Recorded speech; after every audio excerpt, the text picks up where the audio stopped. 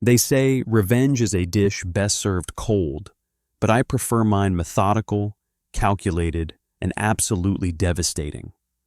What started as a petty neighborhood dispute became the most expensive lesson in karma I've ever witnessed. By the time I was finished, she'd lost everything. I realized this was not a story about revenge. It's about breaking a cycle of trauma that destroys communities one violation notice at a time. My name is Robert Harrison, and at 57 years old, I thought I'd left my corporate warfare days behind me. After 2 decades as a senior consultant at Morrison & Associates Urban Planning, I'd helped design the compliance systems that dozens of HOAs use to maintain property values and neighborhood standards. I specialized in what we euphemistically called strategic enforcement protocols, sophisticated methods of using bureaucracy to control populations and eliminate undesirable elements from communities. I retired early with enough money to buy a quiet house in Willowbrook Commons, thinking I could finally live peacefully among the systems I'd helped create. Margaret Williams had other plans for my retirement. At 42, she was the kind of woman who treated every neighborhood interaction like a hostile corporate takeover. Perfectly coiffed blonde hair that never moved in the Arizona wind, designer suits even for grocery runs, and the dead-eyed stare of someone who'd learned that power was the only protection against being powerless again. She'd been HOA president for 3 years, and in that time, she'd transformed our peaceful community into her personal kingdom of petty tyranny. What I didn't know yet was that Margaret Williams and I shared a history that would make this conflict far more personal and devastating than either of us could have imagined. I'm sitting in my Honda Accord at 6:45 a.m. on a Tuesday morning, engine off, eyes locked on the pristine colonial house at 42 Maple Street. The early October fog is just lifting from the Sonoran Desert, and Margaret Williams' house sits like a fortress of suburban perfection against the backdrop of distant mountains. This is the 4th consecutive morning I've been conducting what I can only call surveillance, and I use that word deliberately. This isn't casual observation. This is intelligence gathering for what has become a war over a mailbox. 7:15 a.m., exactly on schedule, she emerges from her front door like a corporate executive reporting for battle. Navy blue business suit despite the Arizona heat, oversized coffee mug in one hand, smartphone in the other. Her blonde hair is pulled back in a severe bun that suggests she means business, and her heels click against the concrete with military precision. 7:18 a.m., she begins her morning patrol of the neighborhood, and patrol is exactly the right word for what she does. First stop, the Patterson house next door, where she photographs their decorative garden gnome from 3 different angles. She's documenting what she'll later claim is a violation of community aesthetic guidelines. Next, the Martinez family's driveway, where she actually crouches down with a measuring tape to check the distance between their car and the garage door. 7:22 a.m., she returns to her BMW and starts typing furiously on her phone. Violation reports, I am absolutely certain, because I've seen this routine play out dozens of times. I open the Excel spreadsheet on my laptop and add another row of carefully collected data. Over 3 weeks of systematic observation, I've meticulously documented 63 separate incidents of what can only be described as aggressive neighborhood surveillance. Margaret Williams operates with the precision of a Swiss timepiece and the compassion of a tax auditor conducting an audit for fraud. The patterns are becoming crystal clear, and they're far more sophisticated than simple power trips. She's fined Mrs. Patterson for a garden fence that's allegedly 2 inches above the approved height limit, despite the fact that the fence has been in place for 15 years without any previous complaints. She cited the Rodriguez family for parking violations because their teenage son's car spent one night in their own driveway instead of being stored in the garage. The Chen family received a formal warning about holiday decorations that remained visible for 31 days instead of the approved 30-day maximum, even though Christmas had barely ended. And then there's my case, the infamous black mailbox incident that started this entire war. According to Margaret's interpretation of community guidelines, my standard residential mailbox violates newly implemented aesthetic requirements that mandate navy blue fixtures exclusively. The problem? Nobody in the community received advance notification about this regulation change, and my mailbox had been explicitly approved by the previous HOA board during my home purchase process. $300 in initial fines, $200 in administrative processing fees, $500 in legal expenses when she escalated to formal court proceedings for what she termed persistent violation of residential agreements. I've been tracking Margaret's enforcement patterns because I recognize something disturbingly familiar in her methods.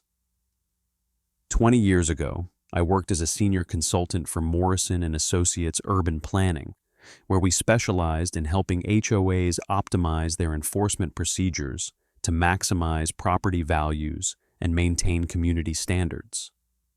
We called it strategic compliance management, but what we were really doing was weaponizing bureaucracy to systematically remove undesirable elements from communities.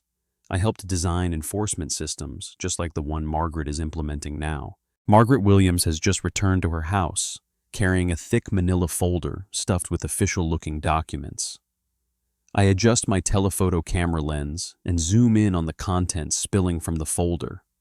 Yellow carbon copies of violation notices, each one documenting some manufactured infraction against community standards. Today's batch looks particularly substantial. I estimate she'll be delivering 9 more citations before lunch, each one perfectly legal and completely devastating to the families receiving them. Something very wrong is repeating itself in Willowbrook Commons, and this time I'm experiencing it from the victim's perspective rather than the architect's chair. The difference is that this time I know exactly how the machine works. I understand every gear and lever in the system, and most importantly, I know exactly how to dismantle it piece by piece. Margaret Williams has no idea she's declared war on someone who helped write the playbook she's using against me. 6 months ago, when I first pulled my moving truck into the driveway of 17 Maple Street, Willowbrook Commons seemed like the perfect place to spend my golden years. Tree-lined streets with desert landscaping that actually made sense for Arizona, well-maintained properties that showed pride of ownership, and the kind of neighborhood where children still rode bikes, and neighbors actually knew each other's names instead of avoiding eye contact. I was emotionally and physically exhausted from decades of corporate consulting work that had taken me to communities across the Southwest, tired of living in temporary corporate housing while working on projects that demolished communities in the name of improvement. Early retirement at 56 had given me the financial freedom to finally put down roots somewhere peaceful, somewhere I could tend a small garden, read books on my back porch during Arizona sunsets, and live quietly without deadlines or clients or systems to optimize. The irony wasn't lost on me that I was voluntarily buying into an HOA community after spending my entire career helping to create the very bureaucratic systems I was now subject to. But I figured I understood the rules better than most residents, and I had absolutely no intention of causing trouble or challenging anyone's authority. The first violation notice appeared in my mailbox on a Tuesday morning in September, delivered with the efficiency of a legal document and the cold professionalism of a corporate termination letter. Official Willowbrook Commons letterhead, formal legal language, and a high-resolution color photograph of my supposedly non-compliant black mailbox taken from multiple angles. According to the detailed citation, Willowbrook Commons had recently updated their architectural guidelines to require navy blue mailboxes exclusively, and my standard black residential mailbox constituted a violation of community aesthetic standards. The fine was $300, with an additional $200 administrative fee for processing the violation and maintaining compliance records.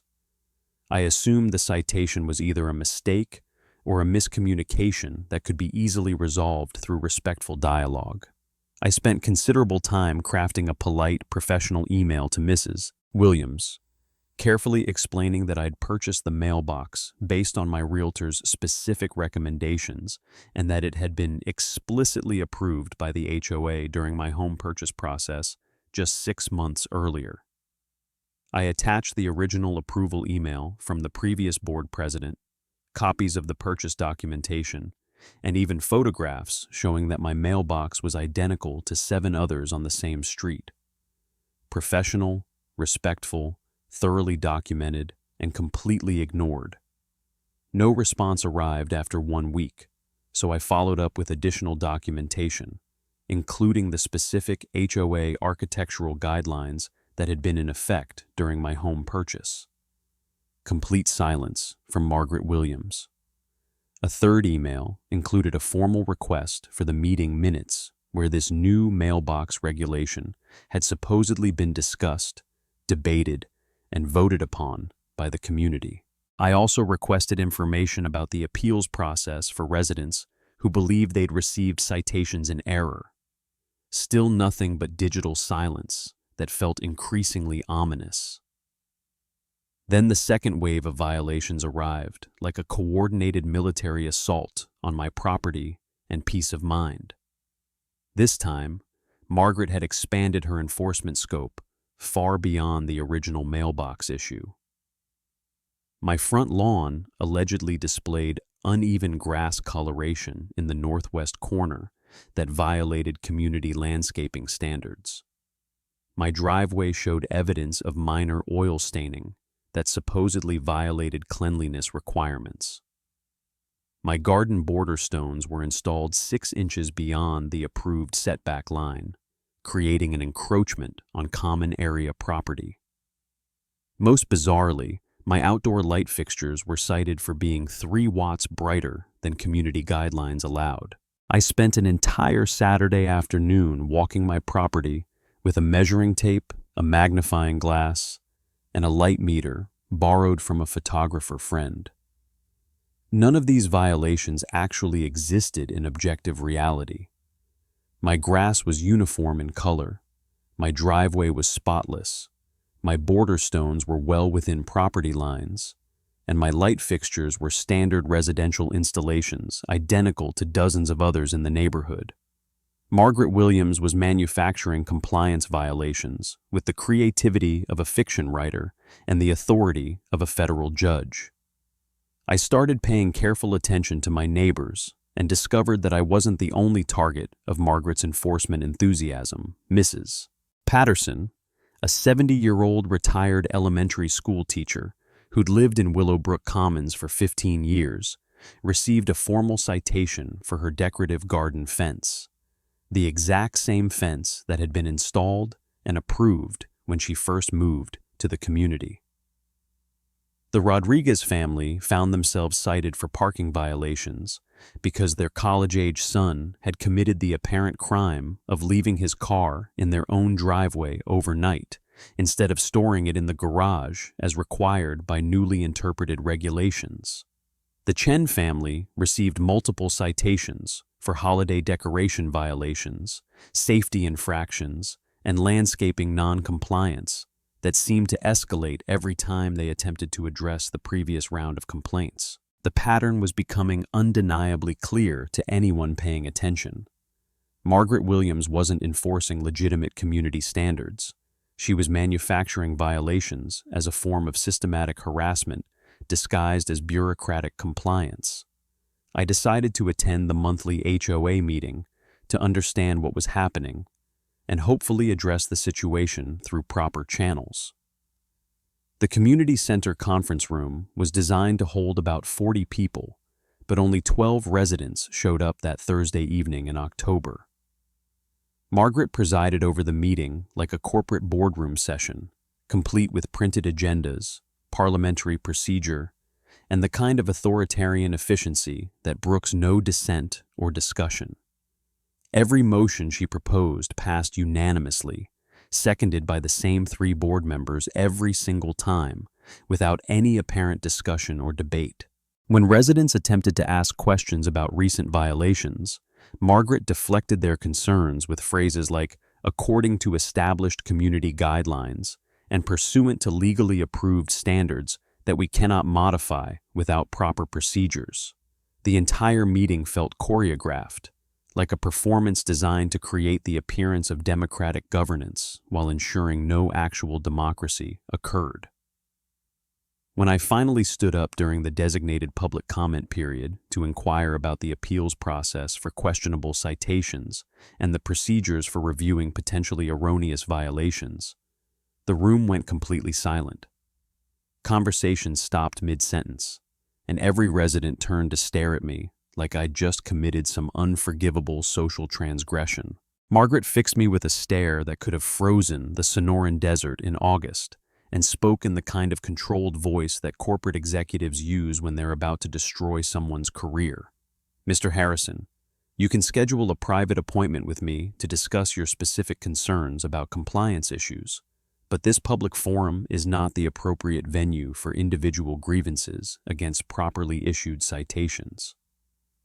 After the meeting concluded, something deeply strange happened that made me realize I was dealing with something far more sinister than simple bureaucratic incompetence. Nobody approached me to continue our conversation or offer support for my concerns. Residents, who had been chatting normally before my question, suddenly avoided eye contact and hurried to their cars like they were escaping a crime scene. That night, lying in bed and staring at the ceiling, I couldn't shake the feeling that I'd witnessed this exact dynamic before in my professional career. The authoritarian control disguised as community standards, the manufactured violations used to intimidate dissent, the climate of fear that prevented residents from supporting each other against obvious injustice. I'd helped create systems just like this one in communities across Arizona, and now I was experiencing the receiving end of my own professional expertise. 2 weeks later, the registered mail arrived with the kind of official documentation that changes everything.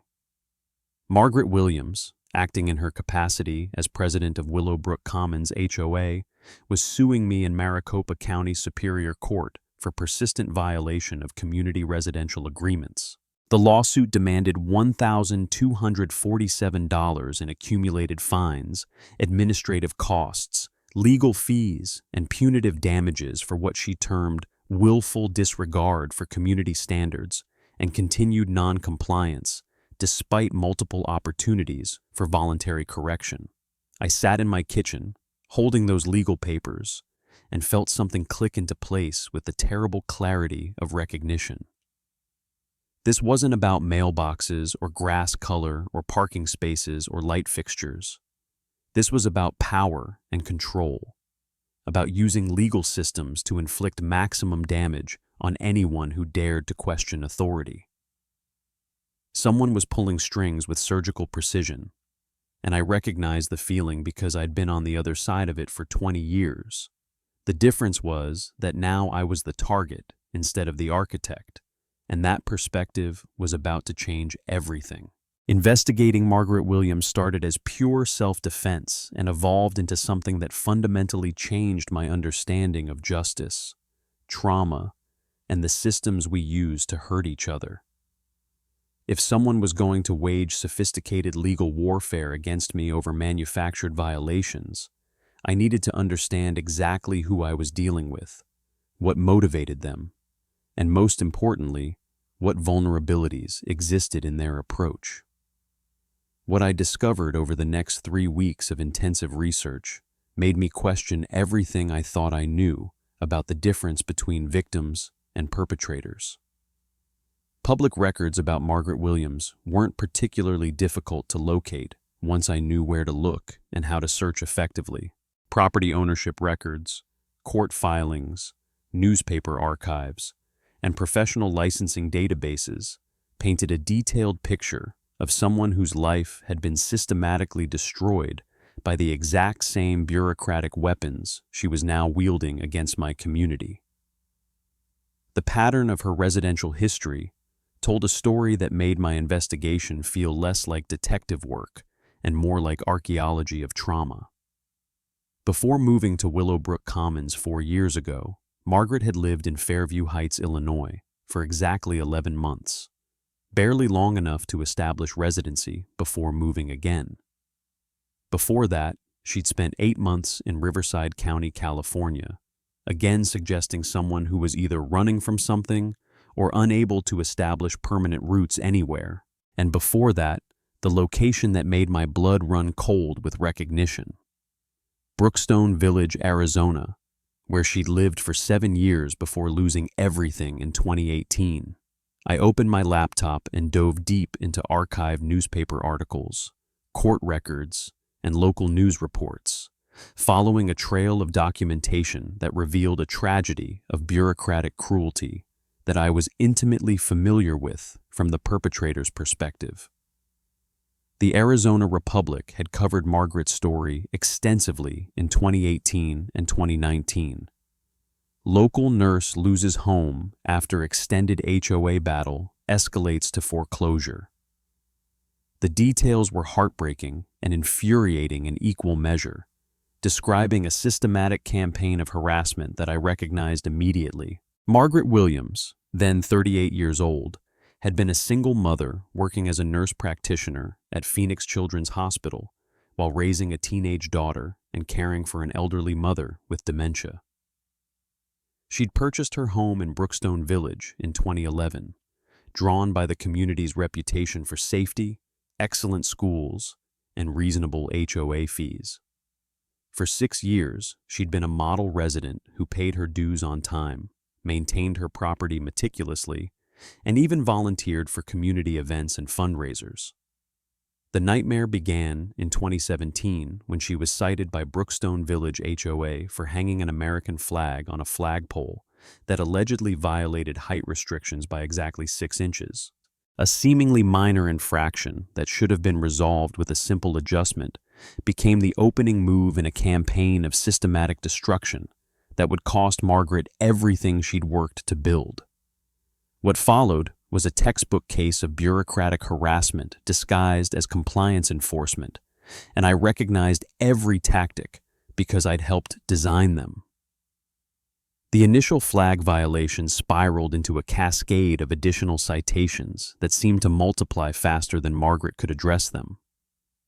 Her mailbox was suddenly declared non-compliant with community standards. Her landscaping violated newly discovered setback requirements that hadn't been enforced for previous homeowners. Her car was parked incorrectly in her own driveway, according to regulations that seemed to change weekly. Her outdoor holiday decorations exceeded approved display periods by days rather than weeks. Every attempt Margaret made to appeal these citations was denied through bureaucratic procedures that seemed specifically designed to frustrate rather than resolve disputes. The appeals process required multiple forms, specific documentation that was difficult to obtain, and hearings scheduled during working hours when a single mother with a demanding job couldn't attend. The fines accumulated faster than she could pay them, compounded by administrative fees, legal costs, and penalty assessments that turned hundreds of dollars into thousands. When Margaret couldn't keep up with the escalating financial demands, Brookstone Village HOA initiated foreclosure proceedings against her home. She lost her house of 7 years, her life savings, her sense of security, and according to court records, her faith in the fundamental fairness of the systems that govern our communities. But that wasn't the detail that made me set down my coffee cup and stare at the computer screen in absolute horror. The consulting firm that Brookstone Village HOA had hired to optimize their enforcement procedures and maximize compliance effectiveness was Morrison and Associates Urban Planning. My company, the project I'd worked on personally in 2017. I remembered that contract with vivid, stomach-churning clarity. We'd been hired to help Brookstone Village improve property values through what we called enhanced compliance management and strategic enforcement protocols. Our presentation had been titled Strategic Enforcement for Maximum Impact, Optimizing Community Standards Through Systematic Compliance Management. I'd written the section on escalating violation procedures, systematic documentation requirements, and appeals process optimization that made it virtually impossible for residents to successfully challenge citations. We'd taught Brookstone Village HOA exactly how to use bureaucracy as a weapon, how to manufacture compliance issues that would be legally bulletproof but practically impossible to defend against, and how to create administrative procedures that appeared fair while ensuring predetermined outcomes. We'd shown them how to destroy people's lives while maintaining complete legal protection and the moral high ground of community standards enforcement. Margaret Williams hadn't just been a victim of an overzealous HOA. She'd been a victim of my specific professional expertise, my carefully designed systems for using legal procedures to inflict maximum damage on anyone who challenged authority. I sat in my dark kitchen, looking out at the garden where I'd planted roses that Margaret now wanted me to remove because they allegedly weren't on the approved plants list, and understood that this conflict was far more personal than either of us had realized. The woman trying to destroy my peaceful retirement wasn't evil by nature or motivated by simple power hunger. She was broken by design, specifically by systems I had helped create. She hadn't torn down the bureaucratic machinery that crushed her dreams and stole her home. Instead, she'd studied it, mastered it, and recreated it with herself in the position of control rather than victimization. Every violation notice she sent, every arbitrary rule she enforced, every terrified neighbor who complied without question. It was all an echo of what had been done to her by people like me. Margaret Williams had learned the most tragic lesson imaginable, that the only protection against being powerless was to hold all the power, and she was wielding that power with the precision of someone who understood exactly how much damage bureaucracy could inflict on innocent families. I understood now why her eyes held such cold fury whenever she looked at me during HOA meetings. I wasn't just another resident to be controlled or intimidated. I was a living representative of the system that had stolen everything from her, and in her mind, I deserved whatever punishment she could legally deliver. The most devastating realization was that Margaret Williams was probably right to hate everything I represented. I had spent 20 years helping communities weaponize their governance systems against vulnerable residents, and now I was experiencing the receiving end of my own professional legacy. The cycle of trauma and retaliation that was destroying Willowbrook Commons had been set in motion by people exactly like me, and stopping it would require confronting the uncomfortable truth about my own culpability in creating these systems of legalized cruelty. I didn't sleep for 3 consecutive nights after discovering Margaret's history with Brookstone Village and my personal connection to her trauma. Not because I feared what she might do to me legally. I had sufficient resources and professional experience to handle court challenges and bureaucratic harassment. I couldn't sleep because I was watching a broken person systematically break other people using tools and techniques I had helped forge into weapons. Mrs. Patterson had started removing flower beds she'd cultivated for 20 years because Margaret deemed them non-compliant with evolving community standards. The Rodriguez family was seriously considering selling their home and moving away from the community they'd grown to love. Children in the neighborhood had stopped playing on the common areas because parents were genuinely afraid that normal childhood activities might trigger safety violation citations. This wasn't about defending myself against Margaret's legal assault anymore. This had evolved into something far more important, dismantling a machine of systematic cruelty before it destroyed more families and communities.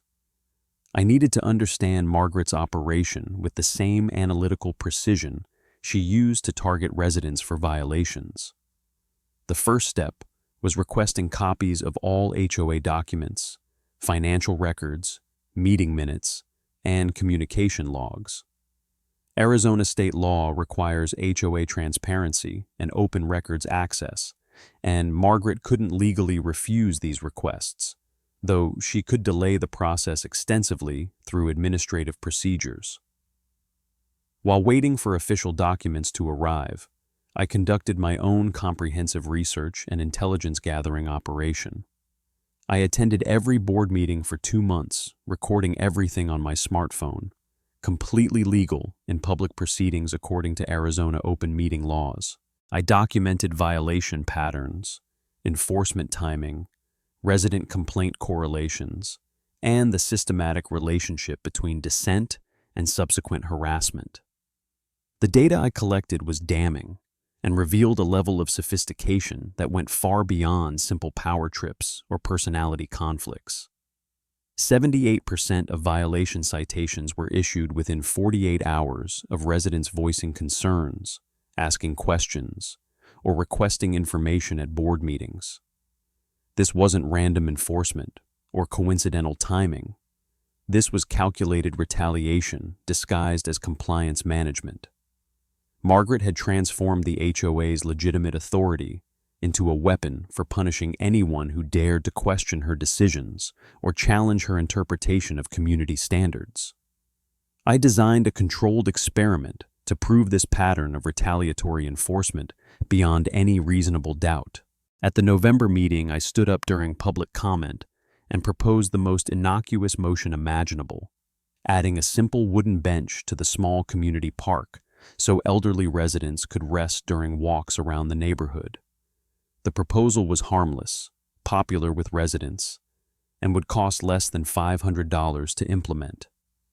The motion was immediately voted down by Margaret's board without discussion or consideration of resident input. More importantly, for my research purposes, I'd established myself as someone willing to speak up and challenge board decisions in public forums. 2 days later, like clockwork, I received a formal violation notice about improper landscaping maintenance and failure to comply with seasonal yard care requirements. I spent hours inspecting my property with measuring tools and photography equipment. There was absolutely nothing improper about my landscaping or yard maintenance. But now I had documented, time-stamped proof of retaliatory enforcement that could be presented in court if necessary. When the HOA records finally arrived 6 weeks later, delivered in boxes that required a signature and formal receipt acknowledgement, I cleared my dining room table and spread the documents like a detective investigating a complex fraud case. Financial statements, vendor contracts, communication logs, enforcement protocols, and board meeting minutes painted a devastatingly clear picture of systematic corruption disguised as community management. Margaret hadn't just learned from her traumatic experience at Brookstone Village, she'd recreated the entire system that destroyed her, with herself in the position of absolute control. The most damning discovery was her contract with Prestige Property Management, the exact same consulting company that had managed Brookstone Village during Margaret's ordeal there. Same fee structure, same enforcement escalation procedures, same administrative protocols, and even identical form templates for violation notices. She'd literally imported the bureaucratic machinery that had crushed her dreams and installed it in Willowbrook Commons with surgical precision. Every bureaucratic weapon that had been used against Margaret, manufactured violations, escalating fines, impossible appeals processes, retaliatory enforcement was now in her personal arsenal for use against anyone who challenged her authority. The system hadn't changed or evolved. Only the person controlling it had switched from perpetrator to victim to perpetrator again. This was trauma reproduction at its most sophisticated and devastating level. I realized that confronting Margaret directly would be completely pointless and potentially counterproductive. She wasn't operating from simple malice or power hunger. She was operating from deep psychological trauma that had taught her that controlling others was the only protection against being controlled herself. Trauma doesn't respond to logic, appeals for fairness, or moral arguments about community cooperation. It responds only to perceived threats and opportunities for self-protection. Instead of attacking Margaret personally, I needed to expose the system itself and demonstrate its destructive impact on community well-being. At the December meeting, I requested time to present research on community management best practices and comparative analysis of HOA governance models. I borrowed a professional projector from the local library and prepared a comprehensive presentation comparing Willowbrook Commons to similar communities across Arizona and the Southwest. I didn't mention Margaret Williams by name or make personal attacks against her leadership style. Instead, I presented objective data, violation rates, property value trends, resident satisfaction surveys, community stability metrics, and long-term economic impacts of different governance approaches. The numbers told an inescapable story that couldn't be dismissed as personal grievances or individual complaints about specific violations. Communities with aggressive enforcement policies showed initial property value increases, followed by dramatic declines as resident turnover accelerated and the neighborhood's reputation for hostility spread through real estate networks. Fear-based management created short-term compliance but destroyed long-term community cohesion, property values, and quality of life for families. I concluded my presentation with a detailed case study that made Margaret visibly pale and shift uncomfortably in her chair. Brookstone Village, Arizona, a community that lost its way through enforcement overreach and systematic resident harassment. I explained how Brookstone Village had used aggressive compliance enforcement and systematic violation campaigns to drive out residents deemed undesirable or problematic, and how the community was now struggling with low property values, high turnover rates, difficulty selling homes, and a regional reputation that made it nearly impossible to attract quality residents. The parallels to Willowbrook Commons' current trajectory were obvious to anyone paying attention, and several residents took notes during my presentation. I didn't mention that Margaret Williams had been a victim of Brookstone Village's destructive policies. I didn't need to make that connection explicit. The parallels were unmistakable, and Margaret understood exactly what I was communicating without saying her name or revealing her personal history. When I finished my presentation and the room fell into uncomfortable silence, Margaret sat rigidly in her chair with her face completely drained of color. As I packed up my equipment and prepared to leave, I stopped next to Margaret's chair and spoke quietly, just loud enough for her to hear, but not loud enough for others to overhear our conversation. I know what happened to you in Brookstone Village was fundamentally wrong and traumatic. But recreating that same system here won't heal those wounds or protect you from being hurt again. It will only create new wounds in other families and repeat the cycle that destroyed your life. The choice of how this community moves forward is ultimately yours to make. Mrs. Williams didn't appear at the January meeting. There was no February meeting either. When the HOA finally convened in March, she had submitted her resignation letter a week prior. The letter wasn't lengthy or dramatic. It simply stated that she needed to step back to focus on personal matters and recommended that the board should review current policies to ensure they serve the best interests of the entire community. No farewell speech, no finger pointing. Mrs. Williams simply stopped attending meetings. The April board election brought a completely new slate of volunteers.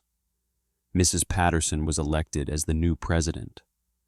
One of the new board's first acts was to rescind 90% of violations from the previous year and establish a transparent appeals process. The bench I had suggested was installed at the small park in May. The Rodriguez family decided to stay. Children returned to the grass. I never filed a countersuit against Mrs. Williams for the original Mailbox case. My lawyer didn't understand why. "You have solid grounds for malicious prosecution," he said. "You could recover damages and legal fees." "Not necessary," I replied. One afternoon in late June, I was watering the roses in my garden when a familiar voice called me from the sidewalk. "Mr. Harrison?" I turned around. A man about 60 years old, wearing a light blue shirt, was standing by the low fence. "I'm David Rodriguez. We haven't been formally introduced, but—" "Oh, hello. I know you. Your family lives across the street." "Yes." He hesitated a bit. "I wanted to thank you for what you did with the HOA situation. My wife and we had almost sold the house and moved away. You don't need to thank me. Everyone deserves to live in a community that treats them fairly. But I don't understand one thing," he continued. "Why didn't you sue Mrs. Williams? She made you suffer so much."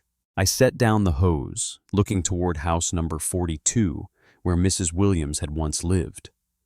Now there was a for sale sign in the front yard. "Mr. Rodriguez, I was once part of the system that pushed her to the bottom. I didn't come here to push her down again. I came to stop it." He looked at me confused, but didn't ask more. We chatted for a few more minutes about the weather and his plans to plant a vegetable garden. After he left, I sat on the old stone bench in the corner of my yard, the bench the previous owner had left, and Mrs. Williams had once wanted me to remove because it wasn't consistent with neighborhood aesthetics. A child from the house next door was running around on the grass, chasing a small dog, laughing and giggling, completely carefree. I leaned back on the bench, closed my eyes, and whispered, "I hope you never have to learn how to use law for revenge." A gentle breeze blew through, carrying the scent of roses I didn't have to remove.